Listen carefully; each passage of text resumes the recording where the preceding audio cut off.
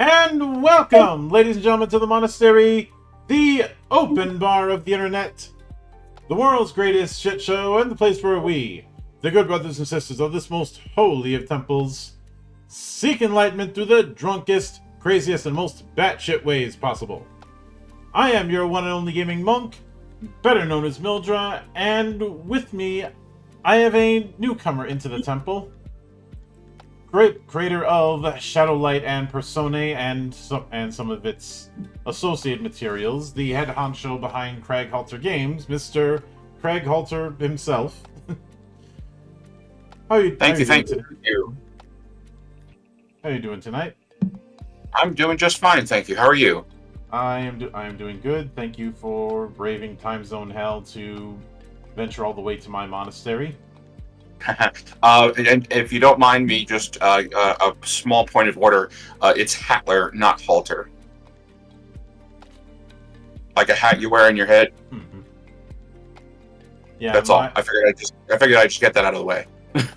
my apologies, and I will update that in the title because. It's not the first or last time that I've had that kind of blunder, but yeah, it's all good.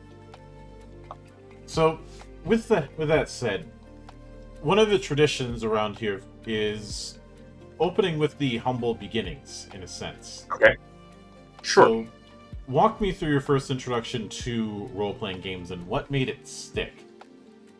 Oh gosh. All right. So, introduction to role-playing games was, well, I'm going to backtrack a little bit.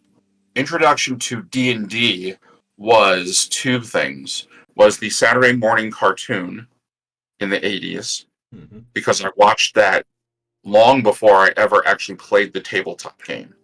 But I also was introduced to D&D by Dungeon, the board game with the exclamation point on the end, which was put out by TSR.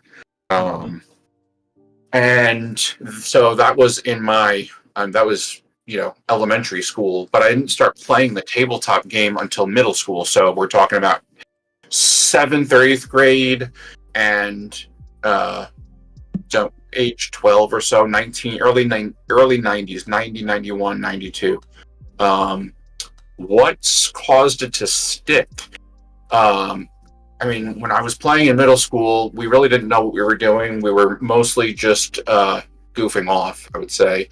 But the group that I found myself in once I got to high school really took it way more seriously, and the quality of the storytelling and the interaction with that group that I found myself in high school. I'm not close with all of those people anymore, but my who I consider my longest and closest friend, his name is Abdul.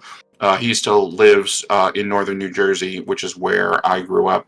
We've known each other since middle school, and we pretty much played RPGs together through our teens, 20s, 30s, and so on. Let's see. So I started with D&D with the basic red box D&D, moved on to 2nd edition because that's what was 2nd edition AD&D was what was being played at the time, but almost immediately branched out into other games almost right away. Played Werewolf the Apocalypse, played TSR's Marvel RPG, Shadowrun, in addition to D&D. So, and then by the time I was a senior in high school, I got my hands on the West End Star Wars RPG. So I was starting to play different games besides D&D almost right away. and what caused it to stick with me. I mean, the immersion, the creativity, the opportunity to be creative in a space where, this is internet, but before the World Wide Web. I mean, and when I started high school, we had bulletin board services, and then America Online was the next thing right after that. So it was internet, but no web really yet. So obviously no broadband, anything like that. I mean, just the opportunity to get into this community, I guess you could call it, this hobby with other like-minded people, where you were all getting together and you were storytelling together and you were creating together. And I think that's more than likely that's what caused it to stick for all this time. Mm-hmm. But with that said, there's a bit of word association I'd like to play with you regarding some of the games that came out of that wave of the 90s and early 2000s. Okay. So I'm gonna list off a few names, and you can tell me, is this something that if it's something you had played, if it's something that you only know of it by name, that kind of thing. Consider it like the geekiest Rorschach test you will ever do. Okay, sounds good. The only difference is I'm not having you lean back on a chair while I'm sitting there with glasses, asking, how does that make you feel? Got it. So you brought up werewolves, so I'll bring up something adjacent. Ars Sure. Magica. Never played it. Know what it is. Know about it. Never played it. All right. Since given Star Frontiers was given, I was gonna say given TSR was brought up, Star Frontiers. Know what it is. Never played it. Never had anybody who ran it, so I was never really ever introduced to it. All right. Shifting into into World of Darkness games. Mm-hmm. Aside from Werewolf the Apocalypse, were there any other entries in either Old World or New World of Darkness that you had tooled around with? Yes. So I guess you could call it quote unquote modern World of Darkness, and then World of Darkness. I remember very briefly playing Werewolf Dark Ages, Mm-hmm. but I did the summer of 2001 in New York City. I was in a Mind's Eye Theater Changeling the Dreaming LARP.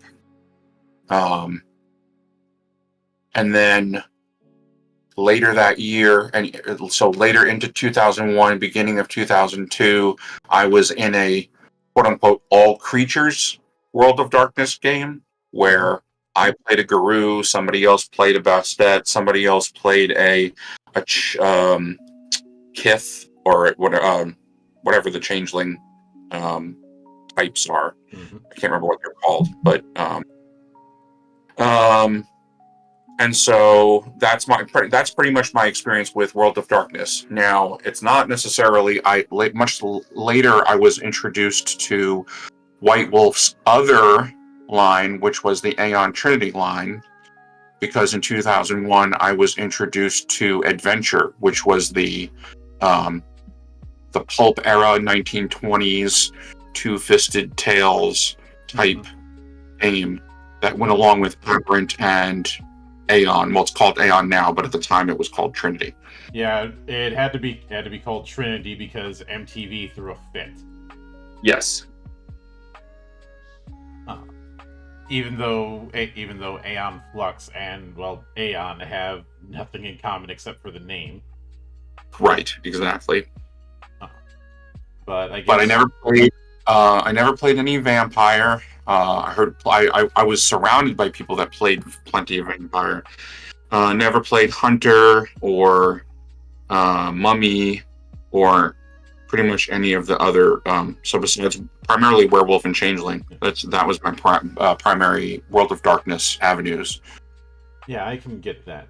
Now, since Shadowlight and Personae uses a D10 base pool, I suppose I should bring up another D10 base game. That being the 1-2 punch of Legend of the Five Rings and Seventh Sea. Have played. I know what they are, but have played neither of them. Using. Okay, so in the 3rd edition era of D&D, Wizards, I guess, got the rights to release a D20 version of Rokugan. I don't know how the legalities of it was handled, but they put out their OA book, and then there was a follow-up book that was D20 Rokugan. So it was Legend of the Five Rings in the fiction, but it used the D20 system. So yeah, I never played the L5R or 7th Sea games, but I did play in Rokugan. Mm-hmm. Yeah, that was the 2nd edition era of L5R, where they were trying to do both Roll and Keep and D20 in the same books. Gotcha. That era is in the we don't talk about that kind of part of the discussion. Okay. Even though it introduced some very strong concepts, like things like the clan war and the like, it also you have the problem of trying to support 2 completely different systems in the same books. Yeah, I imagine that would be ambitious, to say the least.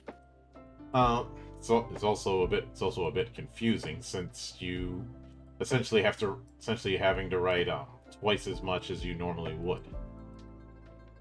But I think it's telling that when 3rd edition of L5R came along, they pretty much dropped D20. Okay. Because when 3rd edition L5R came along, they just stuck with the roll and keep system, and that was it. Okay. But I'll have to take your word for that, because I'm not familiar. Primarily, as far as all the World of Darkness games use D10s and use the the dice pools and successes method. Basically, yeah, was very similar to Shadowrun. Only Shadowrun used D6s, and a lot of them, and it was way more complicated. When it comes to Shadowrun, I've enjoyed parts of it, but I've also been highly critical of it being one of many games that went way overboard when it came to skill systems. Yes. They've made some inroads to try and fix that problem with the last couple editions, but it was very much a problem. That and the whole swim damn it policy when it came to character creation. You've got this amount of karma to spend on your character, and then tossing them right in the middle of the swimming pool and saying bon chance.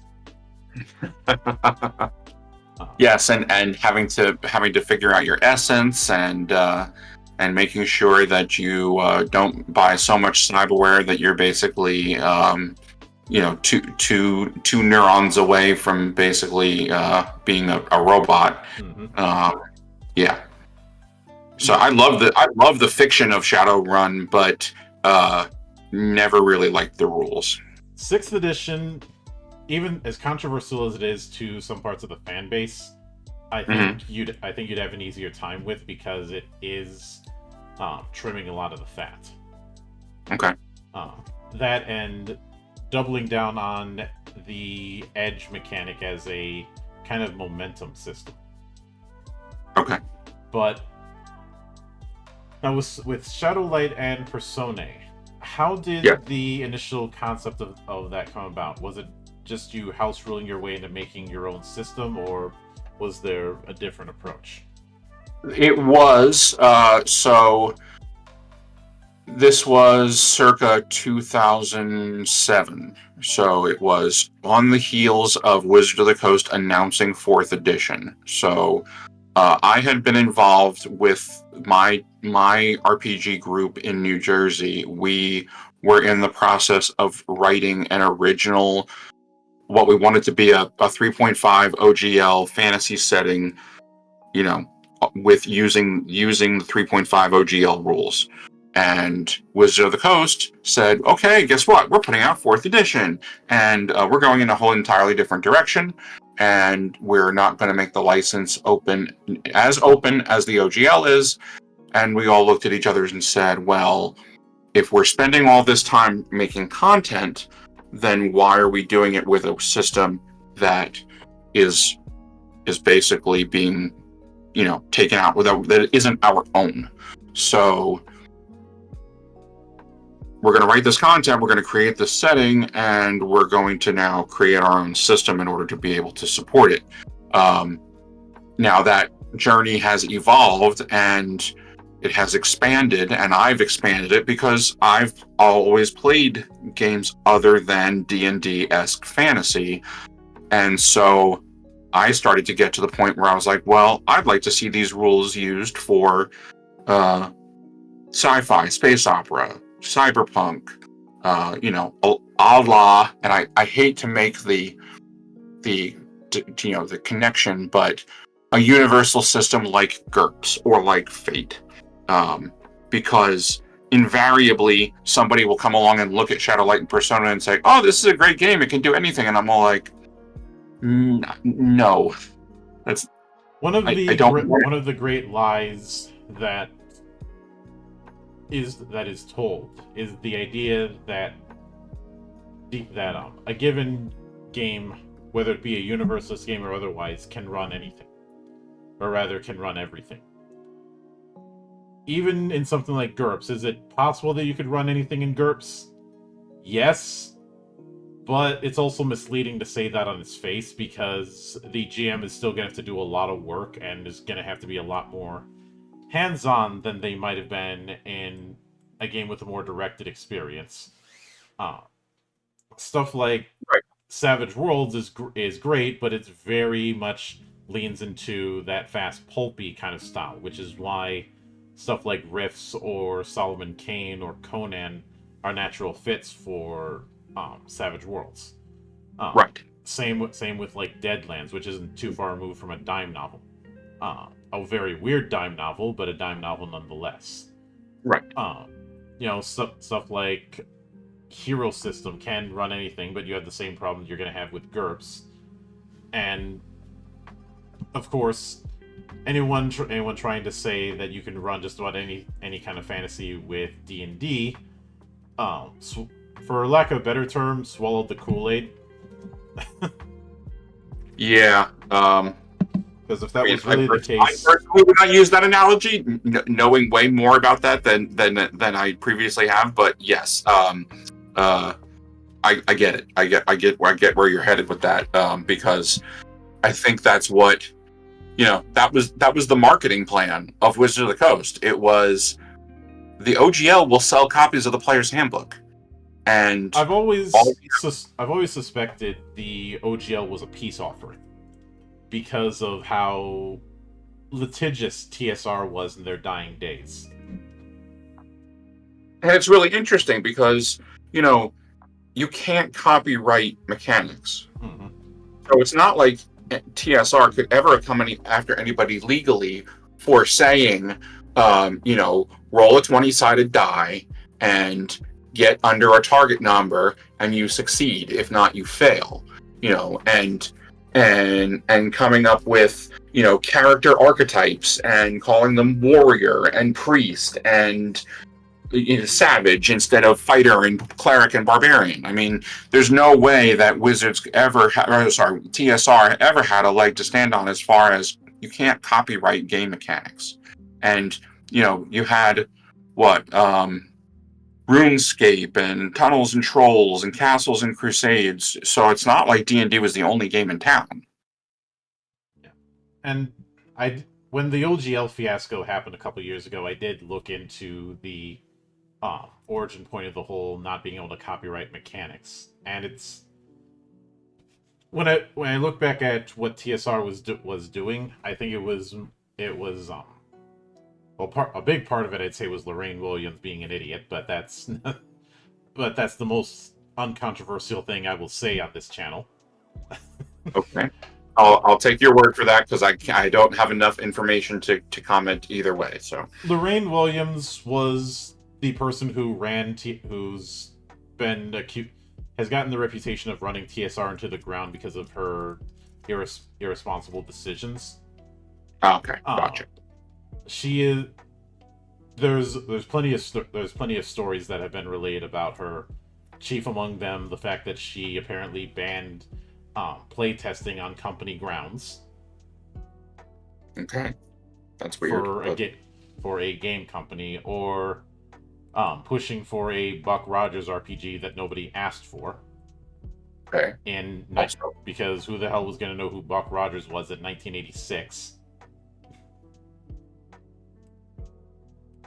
I mean, there was a Flash Gordon movie, so I guess there were people around that were still knew the golden age of sci-fi. But Buck Rogers hadn't really had a pop culture footprint since that Saturday morning show in the 70s. Gotcha. I mean, yeah, there was the comic strip, but it's still a stretch to say there was a market, especially in the 80s when so much of science fiction and pop culture was dominated by Star Wars at that point. Okay, yeah, that makes sense. Which was also the thing that ended up burying the Flash Gordon movie.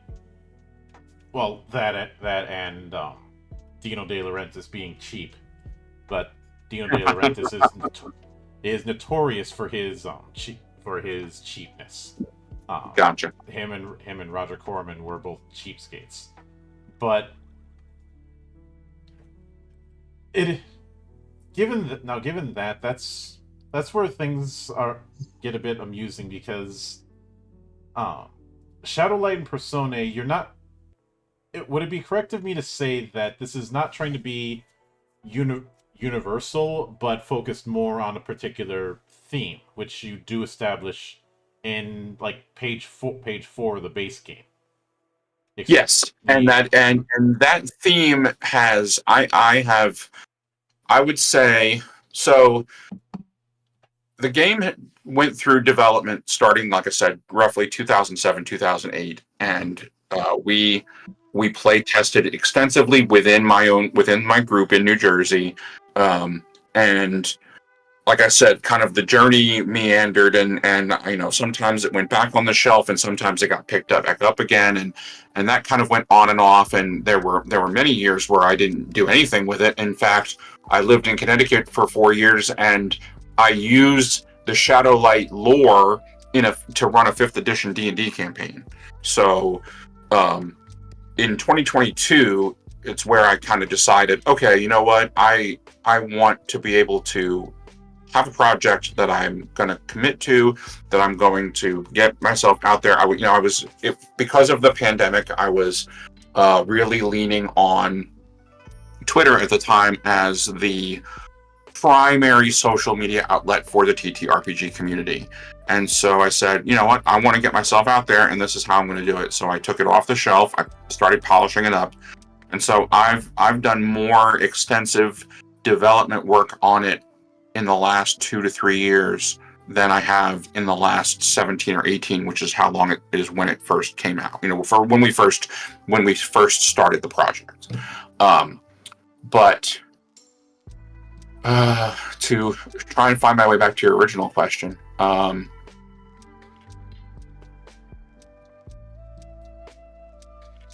Anyhow, it's escaping me at this point. But basically, yeah. So okay, that's what it was. It was the theme. So I have been making a concerted effort to try and answer the question, what is the game about? Okay, let's put aside, this is how you do things in the game, but this is what the game is about. The game is about, there is this omniverse out there, and it is way bigger than anyone's world, anyone's individual world, and there are going to be things that are going to clue people into the weird and the strange and the esoteric and the liminal, and invariably it's going to be something that is going to catch people's attention, and they're going to want to explore what that's all about.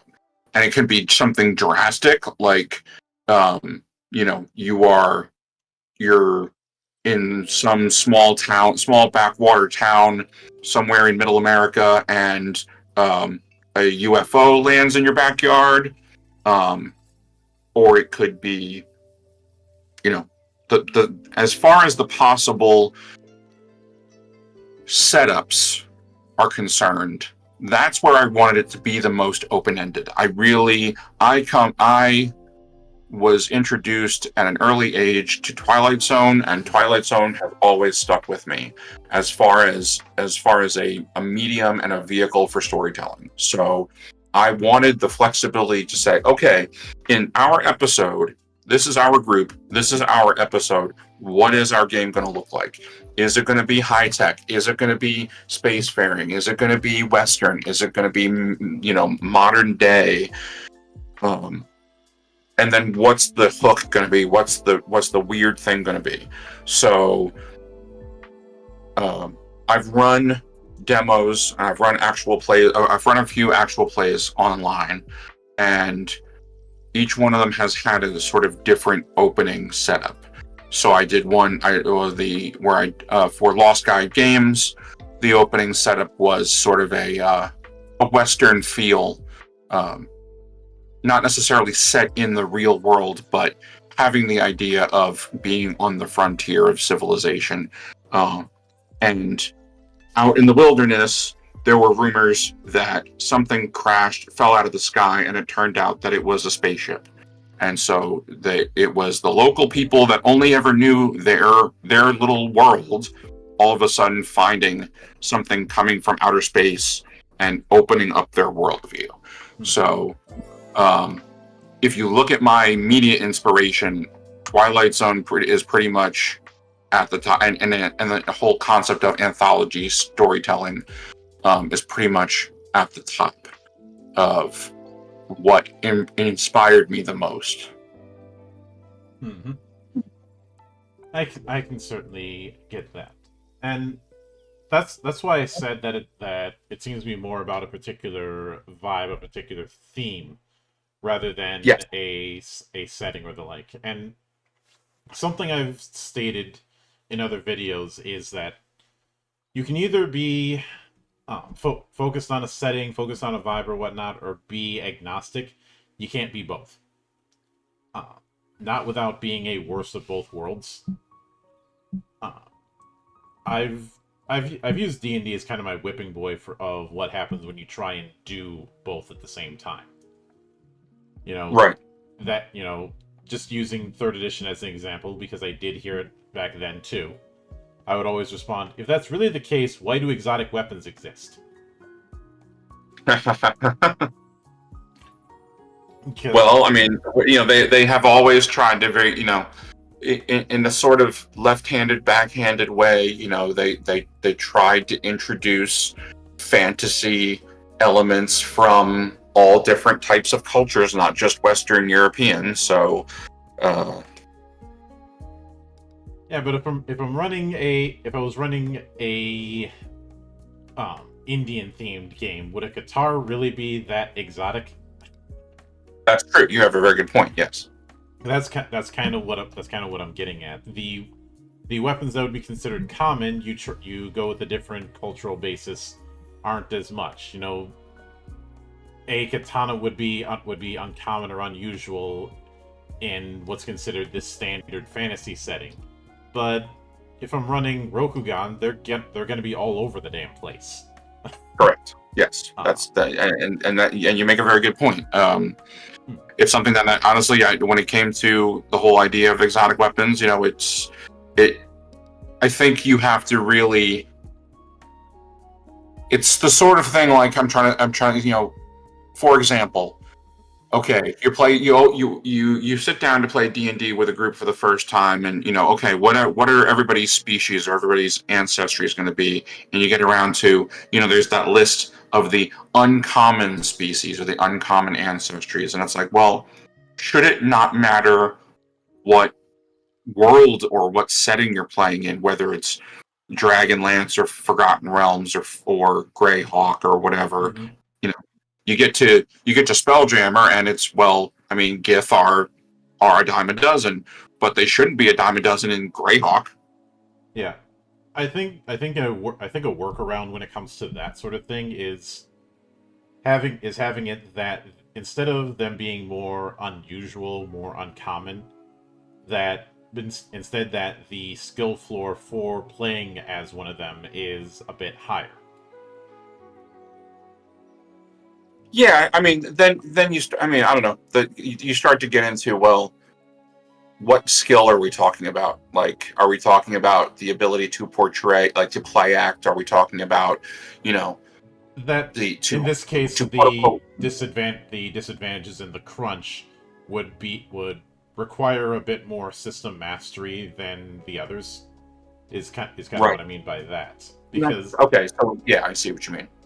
It's in the same way that playing certain archetypes demands a little bit more expertise than others. You should certain ones that if you're playing them, you can't really do the charge in like an idiot kind of approach to resolving a combat encounter. You might have to do a little bit more finesse, and right. That's going to put certain demands on the player that said player should be aware of. But shifting back into the core of things, it is kind of interesting that you went from Shadowlight and Personae being essentially a D20 hack to its current form, which is essentially a very simple roll and keep when it comes to its D10 based system. Yes. What prompted the shift into this D10 based model that you use currently? Well, that's a really good question, because it's so far gone from our original. I know what I remember is, I played games that didn't have classes and didn't have levels, and I always felt way more a greater degree of freedom when it came to the kind of games that were skill based, that were point buy, and so that was definitely a design goal. The design goal was, if you want to hew or adhere to a concept, that's great, but you are not locked into, okay, at character creation, I pick fighter and I play fighter, and every time I advance, I do more fightery things.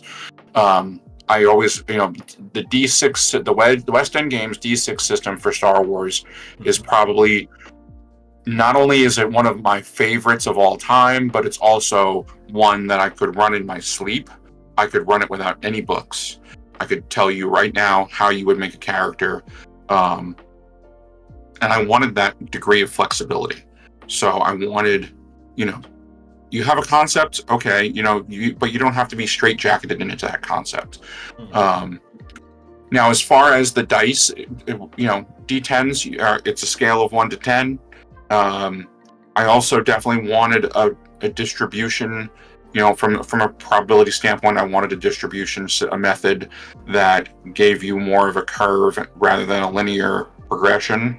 I also wanted something more than binary pass fail, but I've really only just recently been able to kind of get my head around how I would. I mean, the whole idea of breaking ties gets you close to that, but it wasn't until I was introduced to Powered by the Apocalypse games, Apocalypse World, and so on, that I really turned on to the idea of success with consequence or partial success. Mhm. And I wanted to offer something more. I want two things. I wanted to offer something more than the binary succeed or fail, and something where failure wasn't just, okay, you don't unlock the door. What do you do now? Mhm. Like, I liked the fact that in Apocalypse World moved the fiction forward for good or ill. So yeah, you fail to unlock the door. Oh, and by the way, you fail so badly that you alert the guards, and all of a sudden you're surrounded by guards. And I remember World of Darkness had, I want to say, had critical failure or botch or whatever. So I mean, it's certainly not It did. the point. Huh. Go ahead. The storyteller system had its particular botch. Is a case of if you failed and at least one of the die was a 1, was how you got its botch. Gotcha. There wasn't an equivalent to critical except for if you individual die that roll over a certain threshold count twice. 10s count Okay. twice. Gotcha. Which, speaking of that, are you at all familiar with the concept of fail forward? That's kind of what I was referring to, basically, with D&D says, okay, it's a DC 15 to pick the lock. Okay, you roll. I rolled a 13. Okay, you don't pick the lock. Mm-hmm. Great, wonderful. What do you do now? Now, fail forward would say something along the lines of, okay, well, you not only do you not pick the lock, but also, there's some sort of an alarm raised, and all of a sudden you're surrounded by guards. Or maybe you are so clumsy that you break the lock and you ruin your tools. There's some cost involved, Mm-hmm. and that's that idea always interested me. Oh yeah. So to answer your question, yes, I'm familiar with fail forward. Yeah. I think one of my earliest exposures to fail forward as a concept was not the Apocalypse system, not Powered by the Apocalypse, but actually the Gumshoe engine. Okay. The Gumshoe engine is used in stuff like Trail of Cthulhu, Esoterrorists, and Night's Black Agents. Yeah, I've played Night's Black Agents. Yeah. And a big reason that kind of system was designed was, I think Kenneth he had mentioned being frustrated with the way investigative mechanics tended to work in games, where if you failed on the thing, then it was just a narrative stop. And he wanted to take a different approach, because, well, when you look at, say, detective fiction, which Gumshoe is very much built around, right. If you don't just fail to know something, right. You know something or you don't, and right. I guess it's not.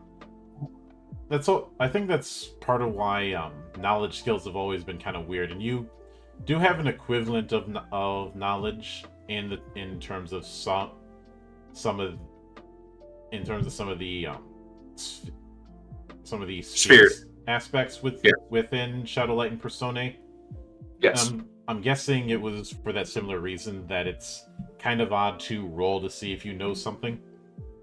Yeah, so it's, knowledge is the attribute that represents your ability to recall facts and kind of your your logical, technical mindset. But I wanted spheres to be, it used to be called talents, and I got around, and I kind of got frustrated with calling it talents, because there's other, like, it just seemed like it was it was a term that could be used. Your skills could be talents, your enhancements could be talents. So that's why I changed the name of it. Also, because there are different things that fall under spheres. Mm-hmm. Like, for example, your resources are not really a talent. Your languages are not really a talent. Like, you might have a talent for languages, but knowing a language is not in and of itself a talent. So that's part of the reason why I changed the name of it to spheres. But I did want. So in West End Star Wars, there was this whole idea of specialization. So it was the idea that you can have a broad area of skill, and then you can drill down and concentrate and get progressively better at a limited area. So, like, for example, you might be really good with blaster pistols. You might be really good with blaster. Then you can specialize in blaster pistol, or you can specialize in blaster rifle. Like, so I wanted something like that said, okay, you've got a special interest. So maybe you have a special interest in, xenobiology, or ancient history, or anatomy and physiology. So it's that special interest that gets you the benefit, rather than, okay, you know it or you don't. Mm-hmm. Which definitely makes sense. And it also reduces the skill bloat problem. Where 3.5 has this issue, Pathfinder 1.0 had this issue. To a certain extent, 2.0 has it as well, of a bunch of subtypes of knowledge just adding to the limited amount of skill points that you can spend. Yes. And all of them basically being the same kind of thing, just different subjects. And now when it comes to powers and more of the supernatural end of things, you have that in 4 forms: background, conditional, superior, and exceptional when it comes to things like enhancements. Yes. So enhancements are in the very beginning of Shadowlight and Persona, we're calling them special abilities. Mm-hmm. So basically, originally skills were called mundane abilities, and enhancements were called special abilities. The terminology changed. Now we call skills. We call special abilities enhancements. So enhancements are intended to be things that make you better at your skills, or give you special applications of your skills, without going so far as to say, you want to try something, well, you can't do that thing because you don't have a feat for it, or you don't have an edge, or you don't have a knack, or whatever you want to call it. Mm-hmm. So the enhancements are never intended to be, you can only do this thing if you have the enhancement.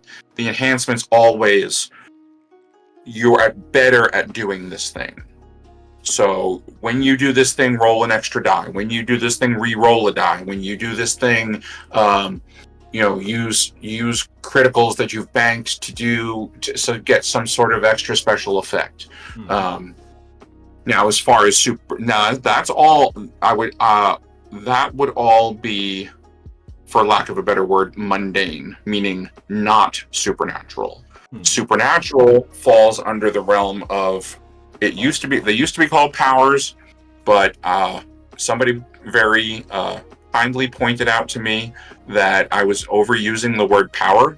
I had an attribute called power, and I had a trait called power, and so I decided to again approach from a different terminology. So I came up with this word like preternatural or preternal. So I mucked around with the terminology and got this word preterna. Mm-hmm. Preternae, meaning these are my supernatural capabilities. So it's, I point at you, and all of a sudden you can try and resist, but if you fail to resist, you're gonna quack like a duck until I tell you to stop. Or I extend my finger, and a ray of fire shoots from it and towards towards the door, and the door catches on fire. Mhm. So those are the things that break the rules of physics. So enhancements bend the rules of physics to the breaking point, but Preterna break the rules. Mhm. I can get the vibe, and I'm glad that the dividing line is there. Um, I remember covering Everway a while back, and one of the big things that I ended up asking is what the dividing line is between the powers in that game and magic, because magic was under a different kind of system, and since powers could be a wide net, I wanted to see where the dividing line was. Mhm. And here we definitely have a dividing line between the two supernatural abilities in a sense. Yes. And because of that, I'm guessing that depending on how the table wants to interpret them, they could just as well be spells or magic equipment as much as they could be martial techniques, for instance. Correct. Yes. I mean, they can. It depends on the group. It depends on the consensus, and it depends on what everybody thinks makes sense within the fiction established by the group. But ultimately, there is room for interpretation. There's room for flexibility in terms of the expression. So I would say that if we're talking like a martial artist and his forms, like his kata, for example, like that would be more enhancement than Preterna. But if all of a sudden one of those forms, he stomps his foot on the ground, and the martial artist stomps his foot on the ground, and all of a sudden the ground quakes and splits. Well, then that's kind of going over into the realm of Preterna versus enhancement, because it's a drastic, like, this is something that should not happen. Like an average size, roughly human-ish being who stomps the ground should not be able to cause an earthquake. Which definitely fits. Now, with that in mind, when it comes to the die roll, it is rolling a certain amount of die, keeping the highest, and adding a modifier and comparing that to a target number. That's the basics of it. One of the things. Go ahead. Yes and no. So first of all, it's not really a roll and keep so much as it is, I pick up a handful of d10s. The actor and the reactor, or the actor and the opponent, pick up a handful of d10s, roll them, put them in order, in descending order. So, for example, I roll 3d10 and I get a 7, a 3, and a 2. So my highest is a 7. My opponent picks up 3d10, rolls them, gets an 8, a 6, and a 5. That 8. You have an 8, I have a 7. Now you incorporate an attribute. So every skill tells you A, how many dice to roll, and B, a default attribute to add. So I swing at you with my sword. Well, I have a skill called Strike, and it's got 4 dice, and I said that the way that I strike is through guile and hand-eye coordination and agility rather than brute strength. So I'm choosing to make the default attribute for my strike skill cunning rather than stature. Mhm. So that's but it's not a keep in the sense that the other dice don't matter anymore, because that's the other dice come into play when you break ties. So let's say, for the sake of argument, even though I had a 7 and you had an 8, let's say that my modifier is +2 and your modifier is +1. Well, then now we both have a total of 9. So we tie. Mhm. Now we go to the next highest die. And now we factor the modifier and we see who wins. Mhm. And if we tie on the next highest, we go to the third highest, and so on until somebody runs out of dice. Mhm.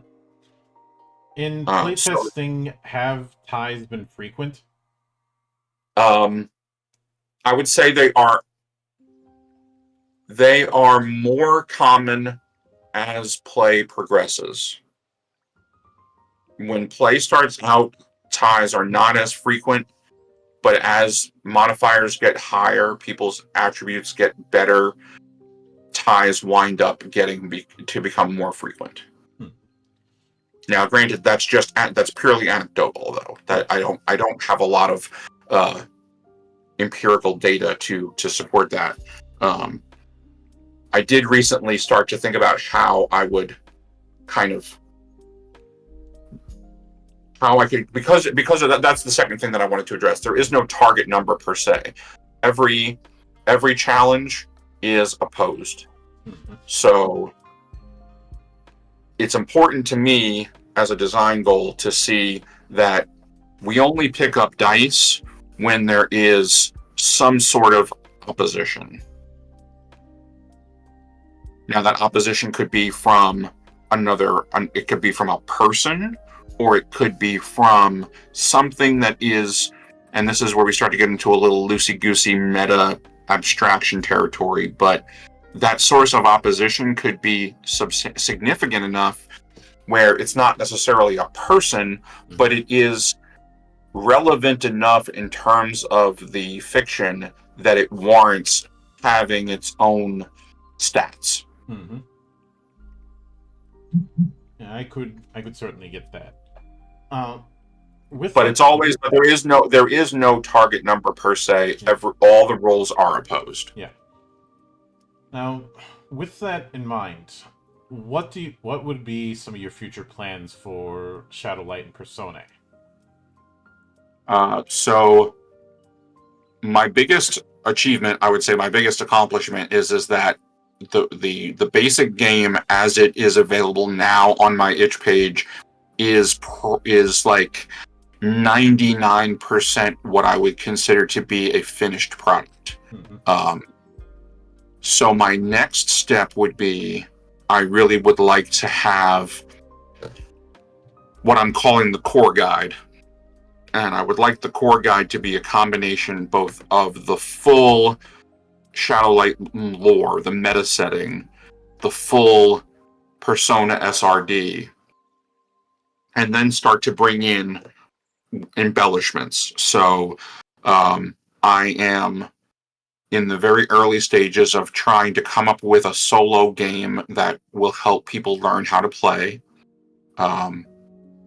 I've started to sketch out. I wanted to. So one of the actual play adventures that I ran for Nerds with Dice, which was about a year and a half ago. It was November of 2023. It took place in the present day. It took place in a version of Westchester County, New York. Kind of this. You're not quite in upstate New York, but you're not also you're north of New York City, and it's like sections of wilderness carved, like suburbia carved into the wilderness. Like there's these New York State highways and sections of kind of this expanse outside of New York City where it's small town, I guess is the best way to describe it. And I my ex-wife lived there while we were dating back in the 2010s, 2011, 2012, and spent a bunch of time in that neighborhood. And so I thought it would be a good place to set a modern day, present day Shadowlight and Persona adventure. And what came out of that was one person's backstory. Her name is Julia. She wrote her character, Declan Marsh, was this young man who was coming back to the house that he grew up in Westchester County, New York, where his mother had recently passed away, and so he was responsible for going through the effects and settling the estate and all these things. And he had grown estranged from his mother. His father, as far as he knew, his father died when he was young, but revelations start to come to light, etc., etc. I wound up being way more like, by the time that 3-session adventure was over with, I didn't know what it was going to look like and was kind of blown away with how great it was. Like, I wound up with a really good group of people that I had never met before. They were, the way that Nerds with Dice handles their production is they do a casting call. They get people together. There's a session 0, go over safety tools, go over the game, character creation, and then 3 or 4 episodes. And so I had never met these people before, never sat at a table with them as a player or as a GM, and it was pretty special. I was very happy with how that turned out, and that's kind of what I'm going to use as my jumping off point for my solo teaching game. I would definitely like to have 1 or 2 more what I'm calling tricks of Shadowlight, which are my campaign frames. They are the kind of front-loaded sort of Shadowlight mini game, I guess you could call it, almost something like that, where a lot of the game creation is answered in advance. So the one trick of Shadowlight that I have up on my itch site is called Covenant, or A Covenant to Mend a Galaxy in Tatters. And that's the first official, quote-unquote, officially finished trick of Shadowlight that I have available. And it answers a lot of those game creation questions. It says, okay, well, where is this going to take place? Is it past, present, future? Is it real world? Is it some other world? Is it what's the tone? What are the vibes? What are our media touchstones? All of those questions are answered, so that way when you sit down and say, okay, we're going to play Covenant, we're almost pretty much ready to jump directly into character creation because we've answered so much of game creation already. All right, I can get that. So I would like that, and then also I would like to really offer some more concrete GM tools, chorus tools, to help running the game, because the only person that's ever run a game in the last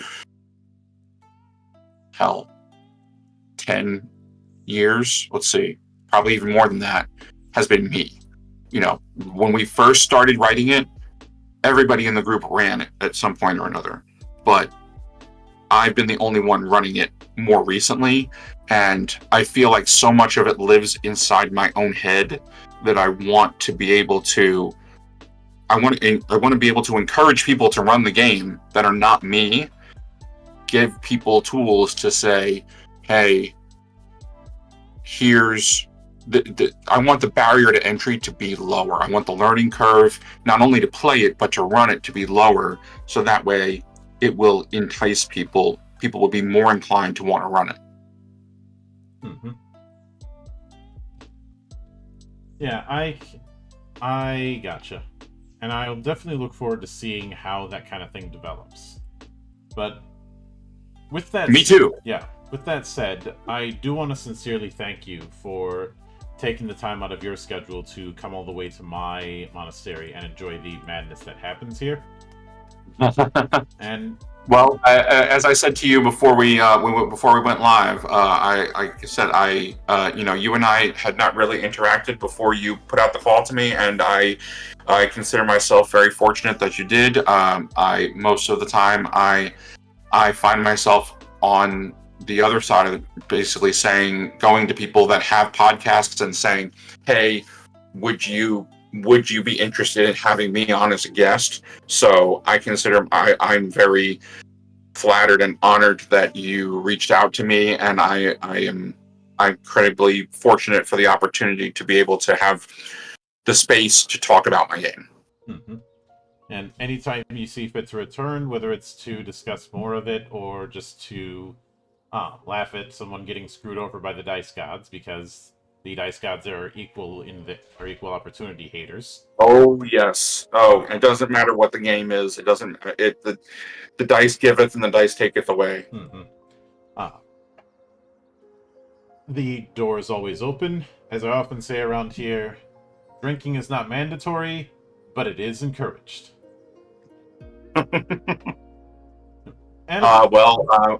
Again, thank you very much. I appreciate that, and I may take you up on that sometime. And of course, a sincere thanks goes out to everyone who took the time out of their schedule to come onto the show and enjoy the madness. And there will be plenty more where that came from, as there always is here, on the open bar of the internet. But until then, on behalf of the good brothers present and not present, my name is Mildra. I am your gaming monk. Stay fucking frosty, everybody.